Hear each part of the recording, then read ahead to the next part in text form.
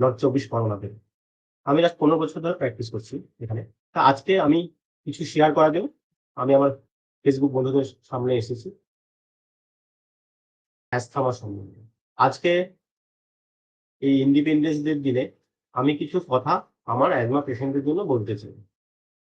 অ্যাসথামা কি? কারণ এখন যত দিন যাচ্ছে দেখা যাচ্ছে অ্যাজমার সংখ্যা সারা বিশ্ব জুড়ে বেড়ে চলেছে এবং আমাদের ইন্ডিয়াতেও খুব বেশি পরিমাণে এই অ্যাজমার সংখ্যা বেড়ে চলেছে।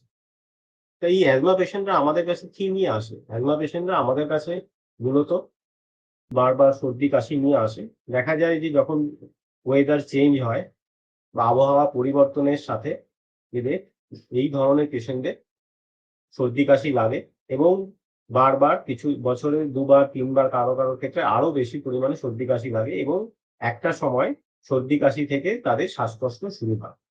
এবং অ্যাজমা পেশেন্টদের মূলত যে সমস্ত কমপ্লেইন নিয়ে আমাদের কাছে আসে তার মধ্যে মেইন হলো বারবার ঠান্ডা লাগা, গলা খুসখুস করা, হাঁচি, সর্দি হওয়া, বুকে একটা চাপ ভাব অনুভব করা এবং শ্বাসকষ্ট হওয়া। এই হচ্ছে মূলত অ্যাজমা পেশেন্টদের সিম্পটমস। তা আজকে আমরা এই অ্যাজমা সম্বন্ধে কিছু জানবো। তাহলে অ্যাজমা কি? অ্যাজমা সাধারণত ২ রকমের হয়।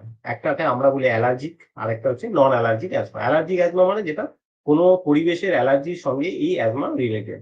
তার মানে ধুলো, বালি, ঠান্ডা এই সমস্ত থেকে কখনো ভাইরাল ইনফেকশন, কখনো পশু-পাখি এই সমস্ত অনেক ক্ষেত্রে ট্রিগার ফ্যাক্টর হিসাবে কারোর ক্ষেত্রে কোনো উগ্র গন্ধ, ধূপ, ধুয়ো এইগুলো অ্যাজমা ট্রিগার হিসেবে কাজ করতে পারে।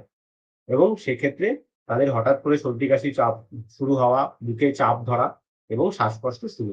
এই হলো মূলত অ্যাজমা পেশেন্টের সিম্পটম। তো আজকে এই পর্যন্তই থাক। তাহলে আজকে আমরা কি অ্যাজমা কি এবং কি কারণে হয়, অ্যাজমার ট্রিগার ফ্যাক্টর কি এবং অ্যাজমা পেশেন্টরা কি কমপ্লেইন নিয়ে আমাদের কাছে আসে সেটা জানলাম। পরের দিন আরো কিছু জানবো আমরা এই অ্যাজমা সম্বন্ধে। নমস্কার। আজকে এই পর্যন্তই থাক।